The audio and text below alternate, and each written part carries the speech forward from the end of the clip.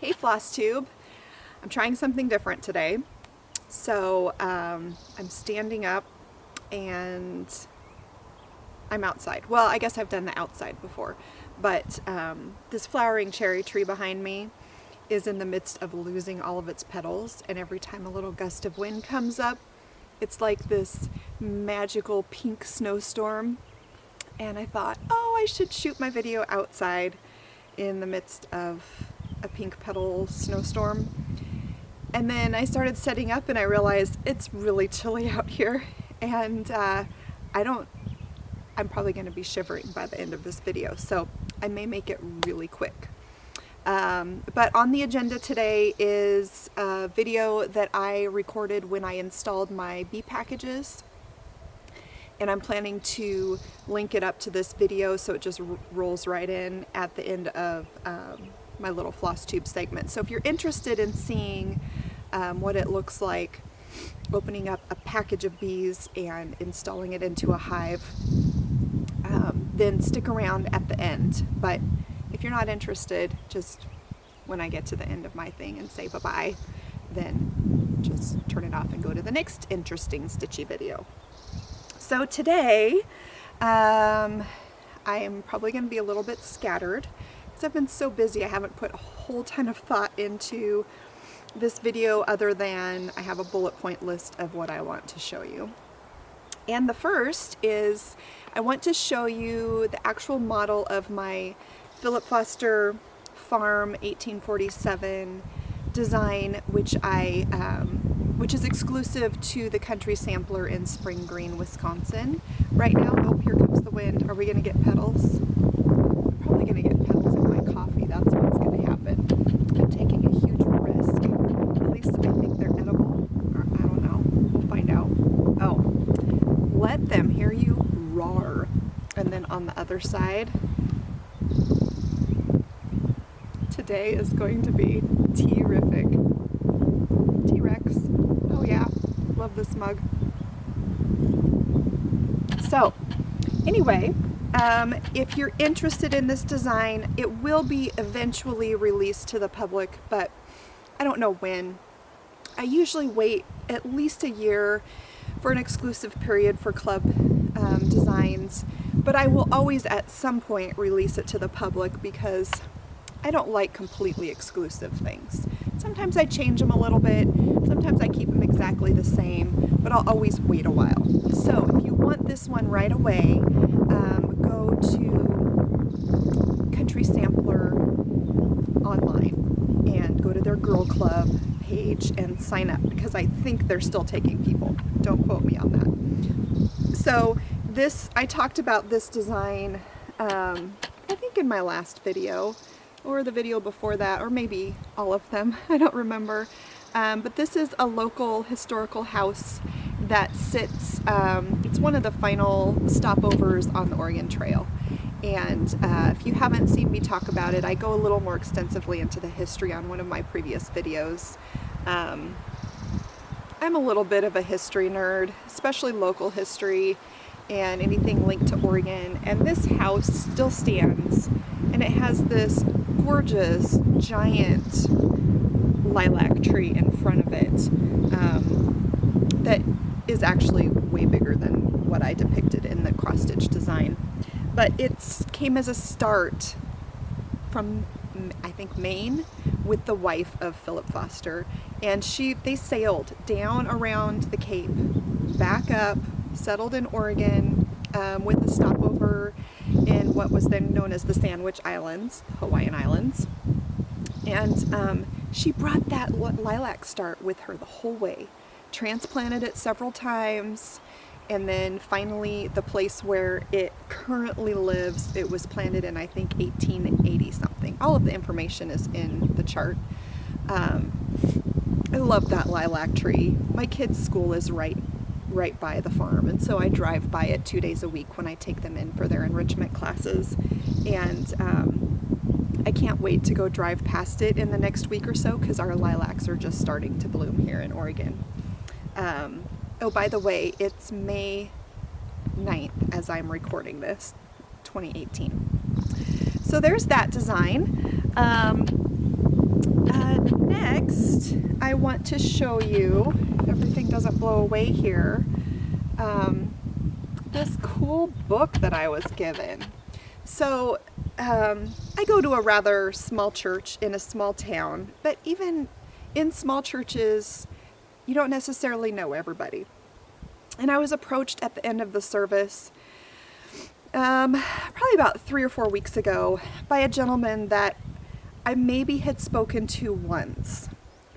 And he had this cross-stitch book and he wondered if I was interested in it. Apparently at a work day, a Saturday, clean up the church grounds, repairs, he and my husband had a conversation and talked about what I do for a living. And he is in the process of helping his mother downsize so that she could move into a care facility. And she's apparently a crafter, needle worker, and he saw this book and thought I might be interested. And my first impression was, oh, counted cross-stitch designs from the 70s. How wonderful is this going to be? Let me tell you, it's pretty cool.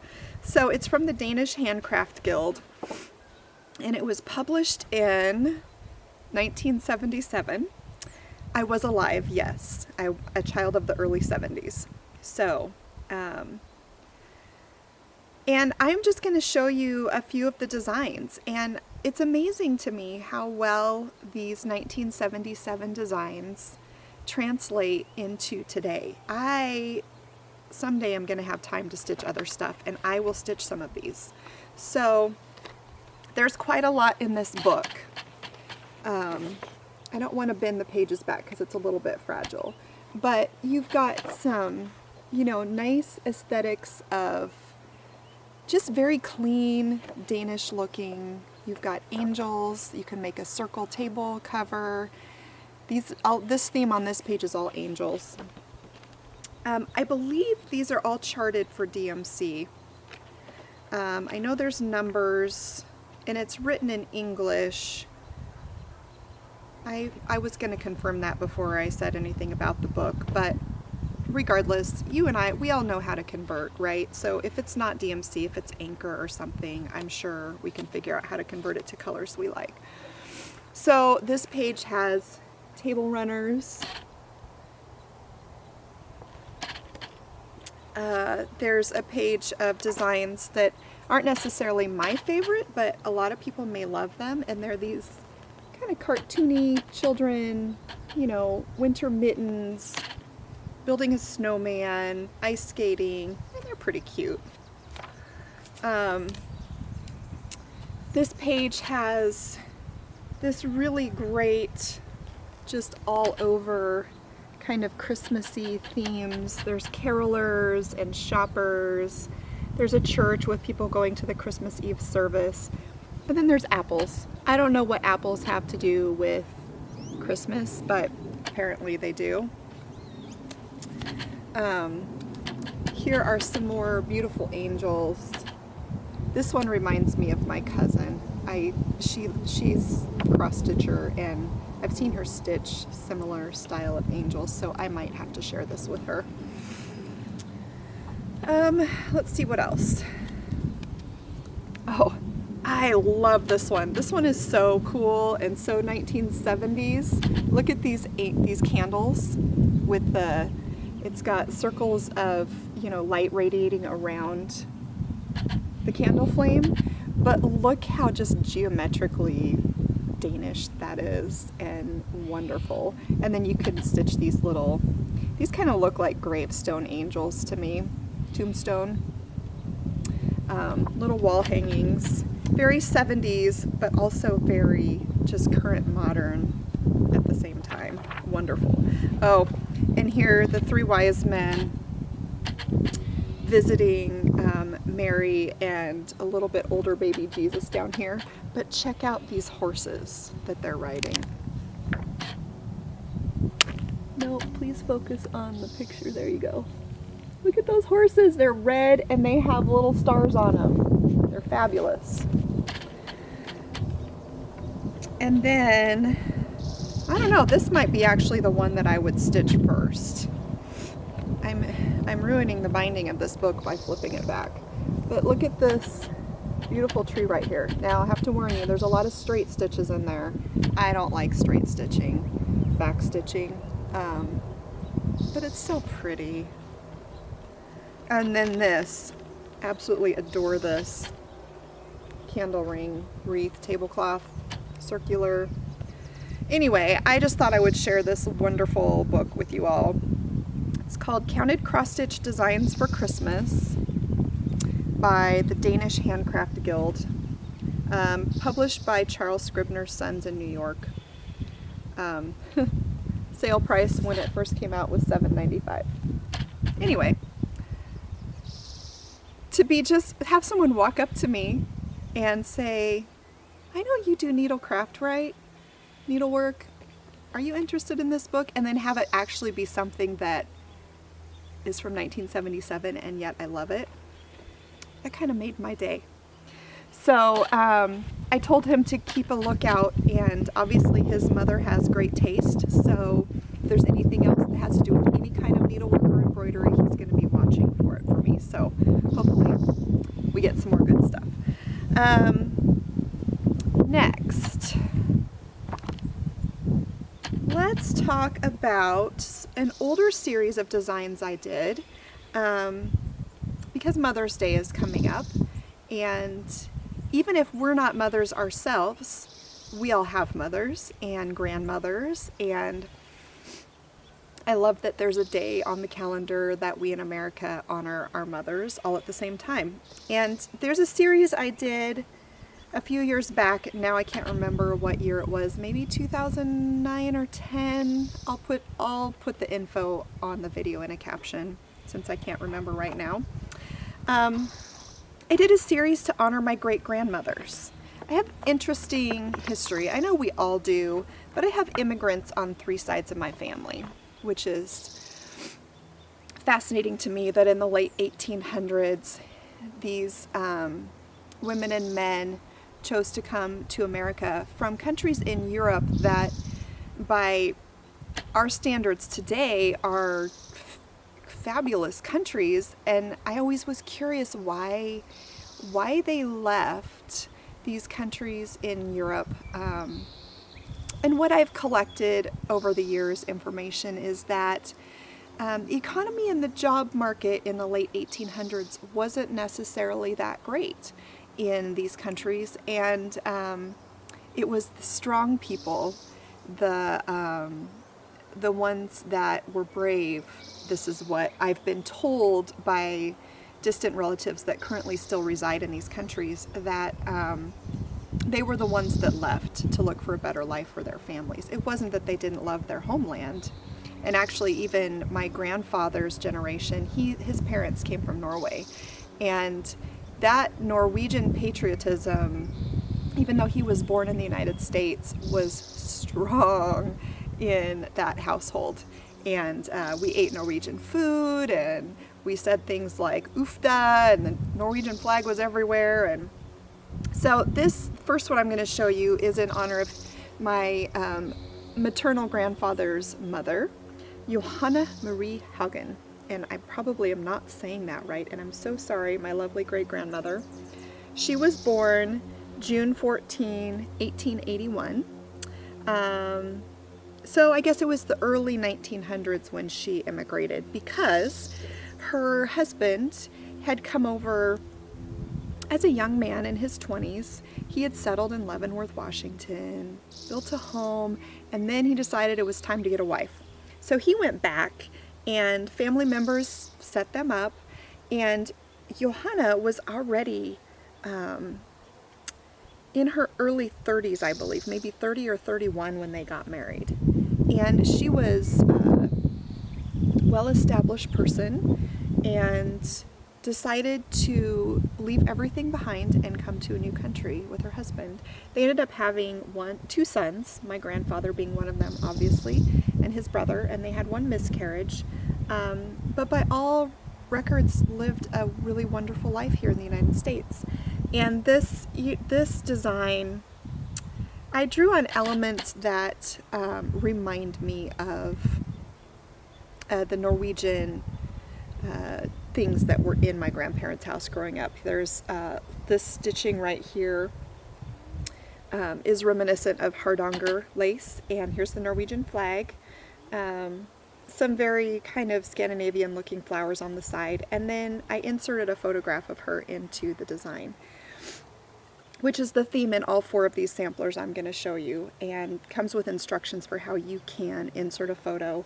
It comes with an alphabet so you can personalize it, and I offer the option of multiple different country flags. So if you wanted to honor somebody from Sweden and you wanted a Swedish flag, or from Germany, or whatever, any of these designs I'm going to show you can be customized. So that's Johanna. And then next is my maternal grandmother's mother, Eunice Pearl French, who was born October 18th in 1887. Now this is the branch of my family that we call Duke's Mixture or Mutt. They were in the United States much longer. This great-grandma was born in Oklahoma. Her father having gained the property by actually racing in the Oklahoma Run, and she married a boy that settled on the neighboring piece of land. They grew up together. Anyway, this one I stitched over one, so it's small. It's oval, which makes it hard to find a frame for, but you know those wonderful old frames. You find them from time to time, right? Or you can have someone frame it for you in a rectangular frame. It doesn't matter. But I just chose things that made me think of my grandmother and maybe what her mother would have seen growing up. I don't even know what these birds are. They just look like something from Oklahoma to me, having never been. Obviously, I'm not the expert. This one is from my dad's side of the family, my great-grandma Ida, who is a very mysterious character. There's not a lot known about her. Actually, it's her mother who was the mysterious one. But I don't know as much about this great-grandmother, even though she was still living when I was... No, she died before I was born. I have a picture of her holding my older sister. Anyway, that doesn't matter. The design is what matters. This is kind of inspired by French designs. She actually grew up in the Chicago area, but she married an English immigrant, and that's where my maiden name comes from. The Whitaker is from the English immigrant. So this woman who grew up in the United States, her grandmother raised her, and her grandmother actually pushed a cart of soup around the streets of Chicago after the Great Chicago Fire and fed people who were hungry. I love that story. And then finally we have M. Dagmar Nielsen. The M stands for Marie, but she always went by Dagmar. And this is a very similar story to my Norwegian great-grandmother. This great-grandmother is from Denmark, though. Similar in that her husband came, settled in the United States, went back for a wife, and the rest is history. This one I had fun with. I took a central bouquet and I split it in half. So then again, here's the Danish flag. Put a little quote at the bottom.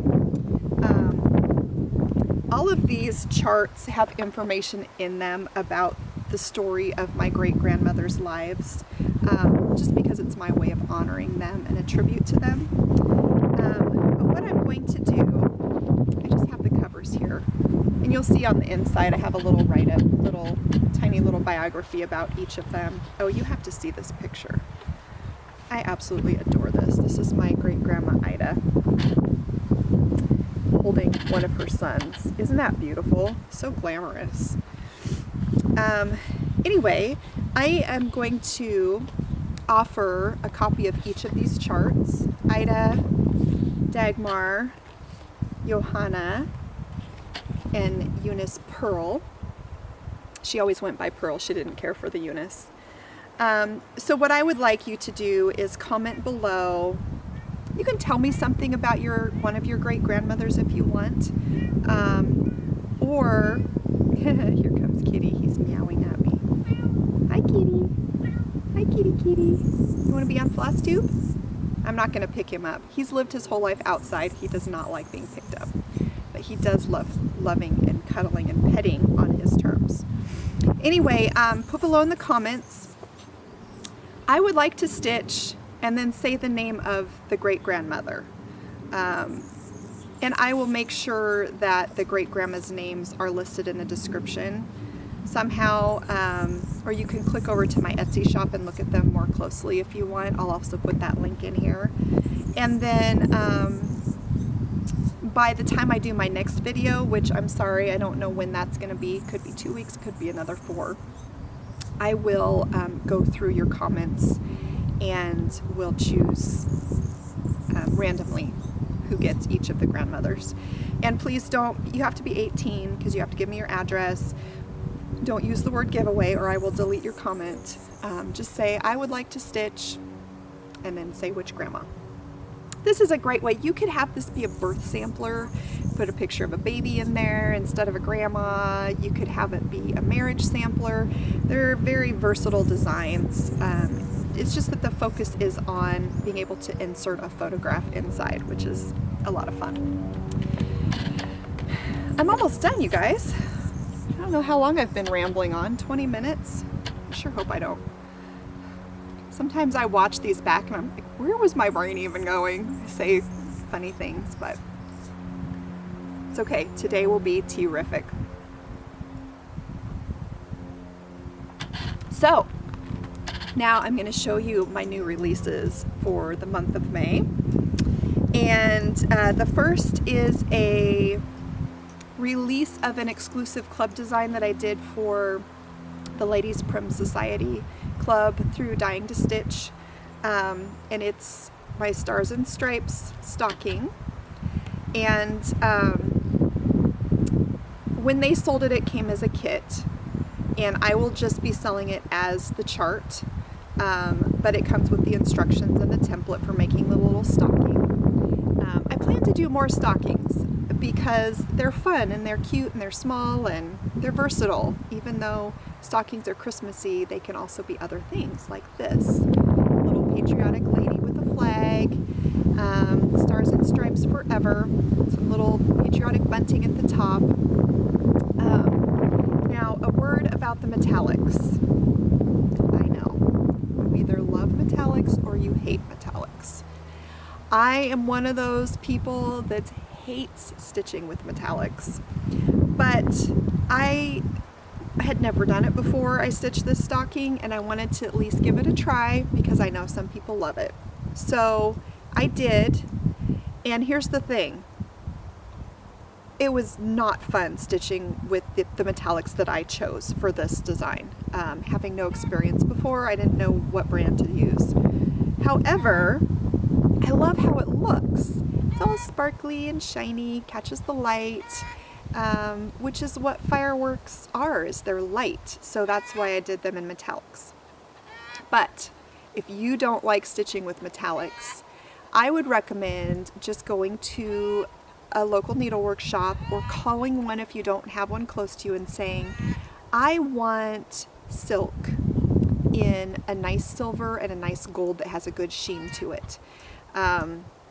Yes, you're going to spend more money than you are on cotton or DMC or whatever, but you're still going to get some of that sheen without the headache of stitching with metallics. Or you can use plain old gray and yellow. But I'm happy that I tried the metallics for once and still might use them again sometime, probably just not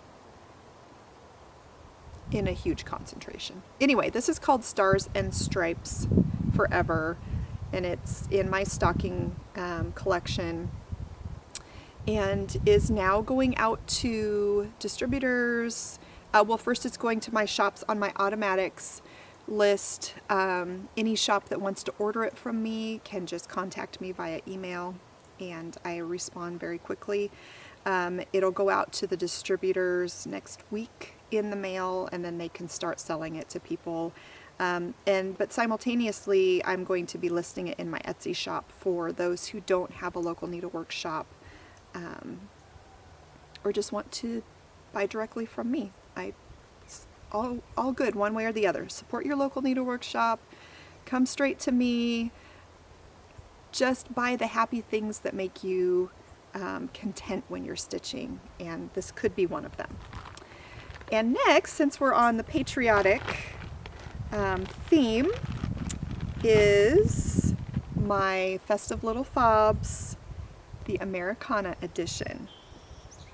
So if you don't know, I started a new series in January, and there will be 12 installments, one for each month, and it's just little scissor fobs that you can make, or ornaments, or you can make little pin cushions out of them, but they're called Festive Little Fobs because the intent is to make a series of scissor fobs. There are 9 in each chart pack. And so by the end of the year, if you were to get all of the charts, you would have over 100 little fobs that you can stitch for yourself or friends. You could put them on your Christmas tree. But this is the Americana edition. And so, as you would guess, there's a lot of red, white, and blue. I only did one strawberry in this. I'm kind of switching it up, and each time I finish them differently. These are fully customizable. They come with an alphabet so that you can add your initials and date. Here's a little American flag with the year 1776, but you could put your initial and the year you stitched it in there if you want. I have the Liberty Bell with the nice little crack going along it. This one is fun with some little stars. It says 1776. And then my model stitcher put the initial A in the middle. I'm letting my model stitchers customize them as much as they want. This one is just some red, white, and blue. You can put an initial in the middle. Here's a little patriotic bouquet in a basket, like my back fabric. Here's an old style American shield in a pot. And how fun is that pinwheel fabric I found for the back?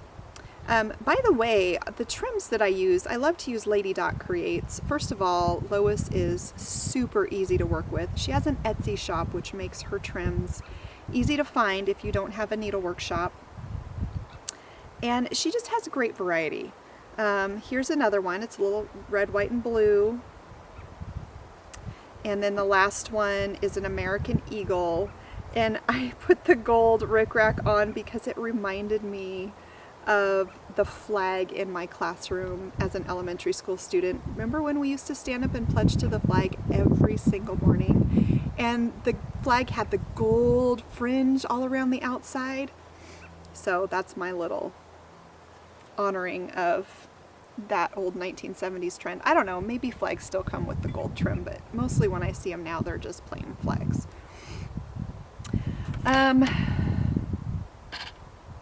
That's it. That's all I had for you today. I don't have any works in progress to show you because I've been stitching on my project for the Tomorrow's Heirlooms retreat, which is in July in the Chicago area, and don't want to give any sneak peeks of that. And I'm not stitching anything outside of my own designs right now. I've got a lot coming up down the road, and trying to stay up with production is occupying all of my stitching time. And although I've enjoyed hearing and seeing pictures and videos about Stitch Mania, it's just not something that I can personally do at this point in my life. Maybe someday, heaven forbid, I stop designing, I could just stitch regular stuff whenever I want to. Don't get worried. I'm fully intending to keep designing as long as you all continue buying my designs. I don't know, 20 years? How does that sound? I'm in my early 40s right now. If I design until I'm 65, that's a pretty good career path, right? So hopefully you still have plenty more Heartstring Samplery designs ahead of you. As long as you keep liking them, I will keep putting them out. I hope that you all are well, enjoying your spring. Did we get any good petal showers? I wasn't paying attention. It's beautiful here. So my video stopped recording. I don't know why, but I wanted to give you a final so long. I hope you are well. I hope you are enjoying your spring, and it's beautiful here this time of year with everything growing faster than you can stay on top of it. You know, the leaves just poofing out on the trees and flowers everywhere, and I love it. I wish I could just walk around outside all the time. Anyway, stitch all of the beautiful things that make you happy, regardless of what they are or whose they are. There's so many amazing things out there. Spread love wherever you go, because it's you and I that can make a difference in this world. And until I see you next time. Oh, and stick around if you want to watch the bee portion of this video.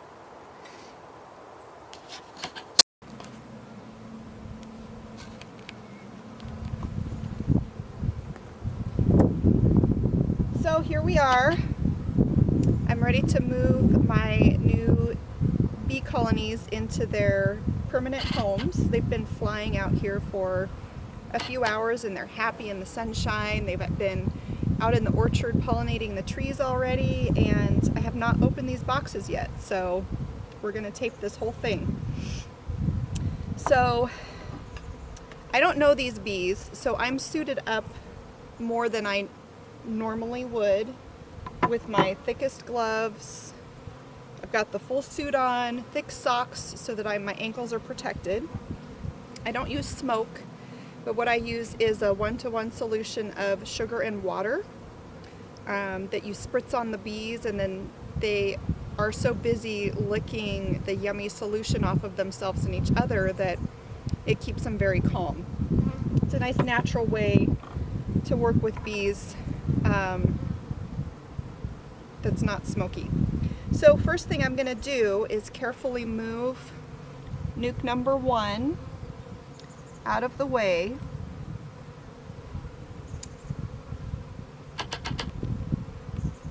And I am going to put the hive in its place.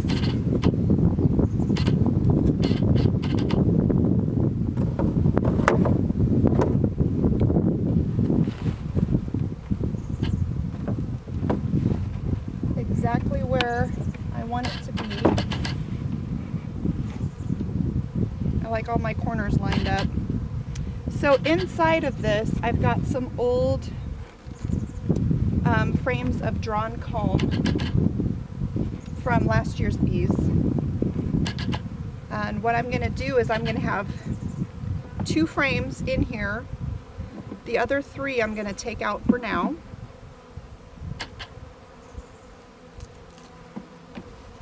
To give me some room to work with the frames that I'll be moving in. And now, you probably can't see this box, but I'm going to carefully lift the lid and see what we've got inside.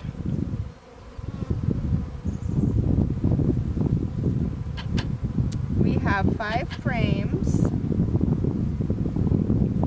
of what look to be very busy, happy bees.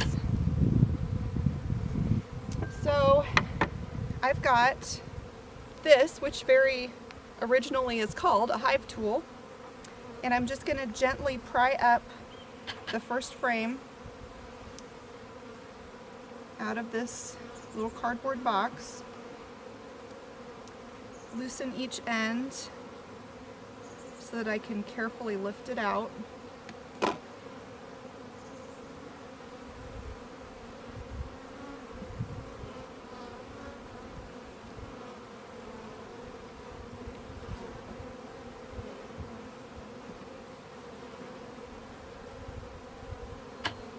And I'm not going to keep these out too long.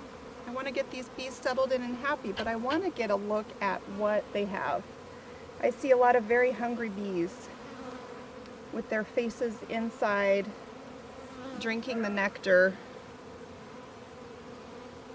There's not a whole lot on this frame except for nectar. And I'm just going to put that in there, in their new home.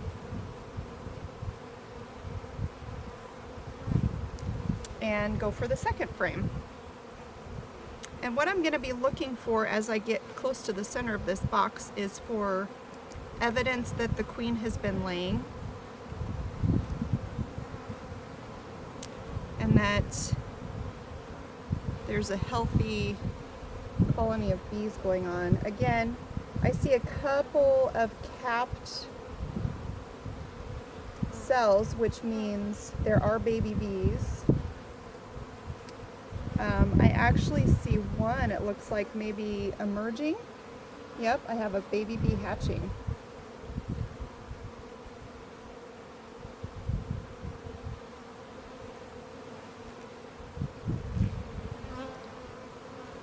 Lots more brood on this one, and possibly some larvae.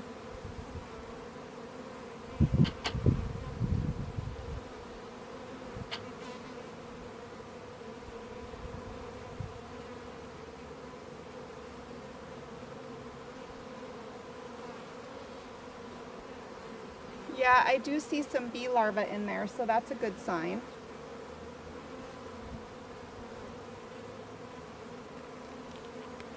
So far, these bees seemed very unbothered that I'm in here messing with their stuff. It makes me happy.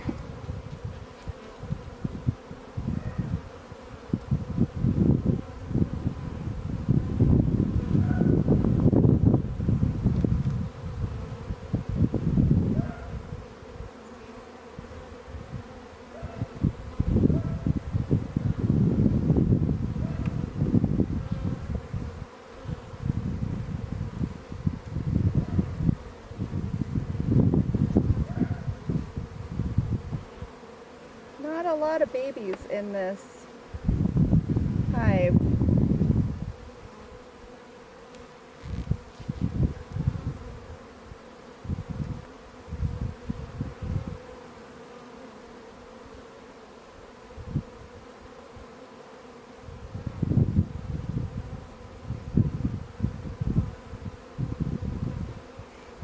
So if I don't see the queen on the first look through, I will definitely be back out here in a couple days to make sure I see evidence that I do have a working queen that survived the move.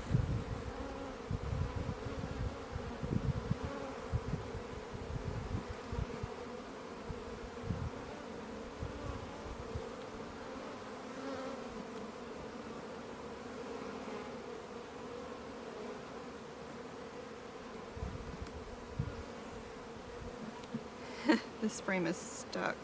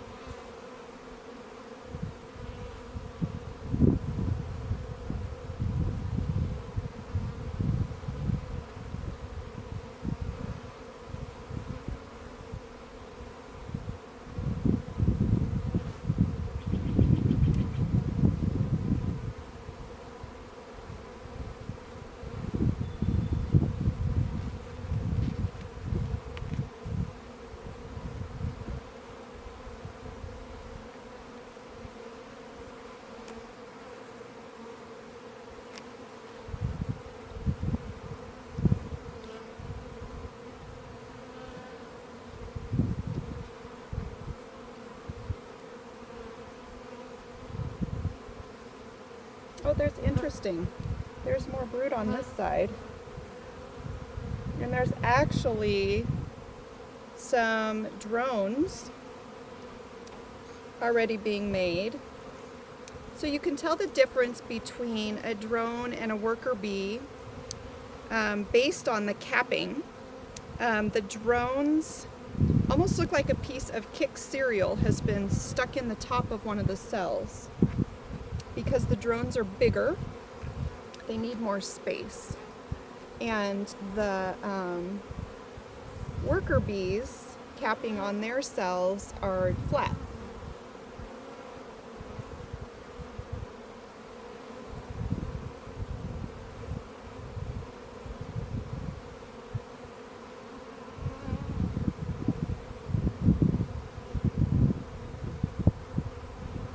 Alright, well, I didn't see the queen, but I saw evidence that there has been a queen in here, at least somewhat recently.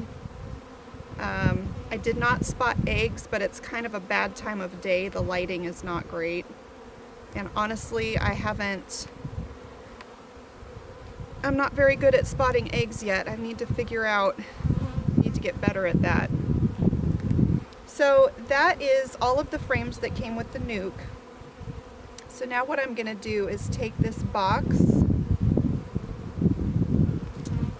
and look in it and make sure I don't see a queen. I just see worker bees on the bottom.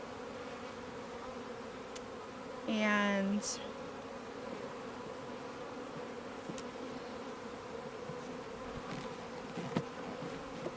I'm going to do something that's not going to make them very happy.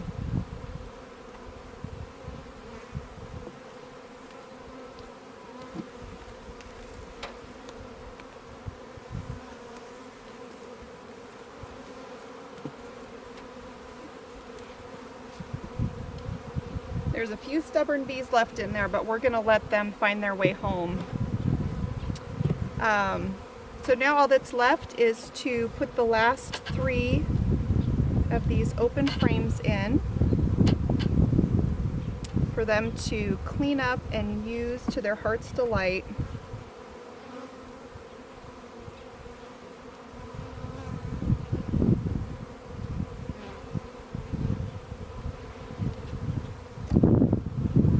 That one's a fat frame. I don't know if I'm going to get all 10 in here.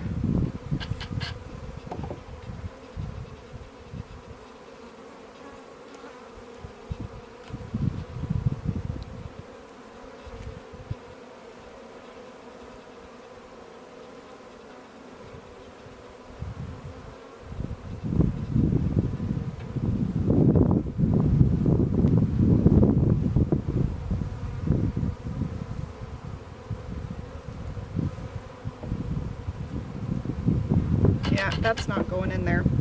So sometimes beekeepers will have 9 frames instead of 10, which is okay. Well, it might go in there. Don't want to squish anybody.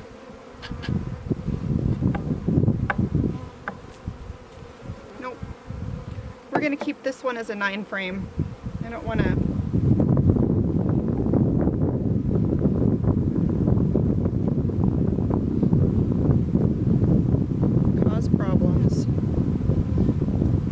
what I'm going to do is I'm going to take these 9 and get them spaced evenly.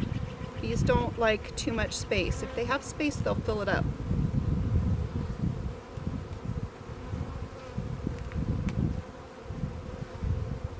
Meaning they'll make comb across the space, which can be very difficult for managing a hive.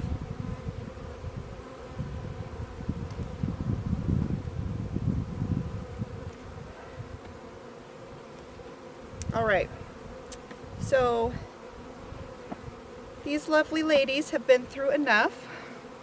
I am going to get the spare bees out of the lid.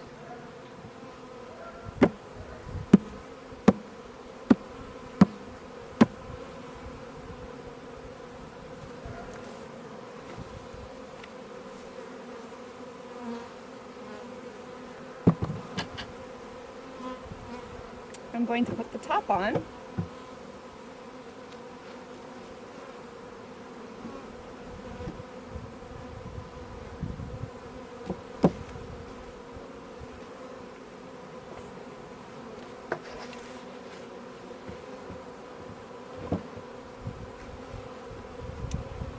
And we are done with hive number 1.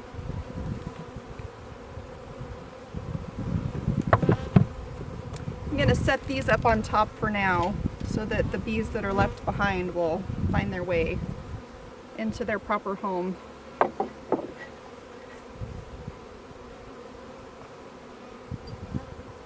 And now I'm going to be completely blocked from the camera for number 2. I'm just going to stop the camera for now.